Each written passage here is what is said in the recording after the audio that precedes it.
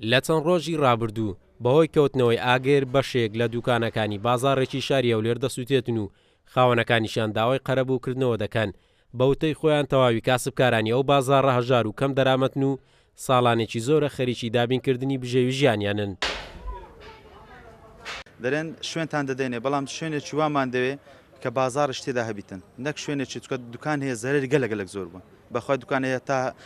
8 دەفتەر 9 دەفتەر زەرری لێکەتێ دەمانێت شوێنێکمان دەنێ جێ کاسبی تێدا هەبیتن نەک جێک بیستا بەرنامە وایە دەرێن لە تووڕقی دەتان دێنێ بەڕاستی لە تووڕقی گشتمان هەمووان زەرە دەکەن ئێمە بەخۆی دەزانی چینەکی هەژار لێرانە کاسبکار ئەگەر دەورەمەند بم نایم لێرە کاسبی بکەم شوێنێکی نزیکوانم یعنی ئیسفادە لێ بکەن لەوانە نزیکە تقریبا 120 دوکان زەرە لێکەتی هەر دوکانی لانی کەم و چنەبی دەفتەرێک زیاترە یعنی ئێستا مەچار بە لەکوانستانە نزیکە تقریبا 7 دەفتەر تا 8 دەفتەر زەرمان پێکەتەوە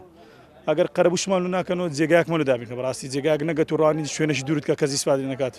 شوێنێکمان لە دابین کە ئیسفادە لێ بکەن جا نازانم ئێستا هیچ بڕیارێکی کەسێک ناتێ. قایمقامی قەزای ناوەندی هەولێر باکورسات نیوزی ڕاگەیاند دوای جەژن ڕێکارەکانی گواستنەوەی ئەو بازاڕەکاری لەسەر دەکرێت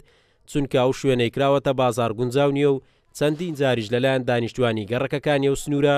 سکاڵا تۆمارکراوە داوای گواستنەوەیان کردووە.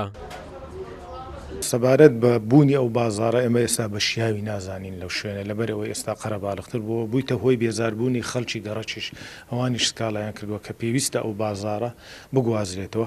ئێمە دوای جەژن لەگەڵ شارەوانیش دادەنیشین گفتوگۆ لەسەرەوەی دەکەین کە دەبێت ڕێگەچارەیەکیان بۆ بدۆزینەوە ئەو بازاڕە بگوازینەوە بۆ شوێنێکی تر بۆ ئەوەی بتوان ئەو خەڵکەش لە شوێنێکی تر کاسبیەکەی خۆیان بەردەوامی پێ بدەن و نەبنە هۆی ناڕەحەتی و بێزاربوونی خەڵکی ئەو ناوچەیەش. سەبارەت بە قەرەبووکردنەوەشیان قەرەبووکردنەوە خۆتان دەزانن ماوەی 4 ساڵە حکوومەتی هەرێم بە قەیرانێکی داراییدا تێدەپەڕێتن بۆیە هیچ حاڵەتێکی وا قەرەبوون نەکرایتەوە.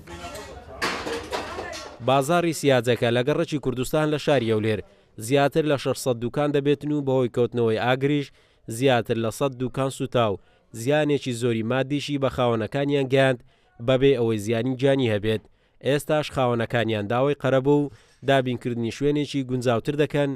بۆ کارکردن تیایدا. قارەمان جەوهەر، کورسات نیوز، هەولێر.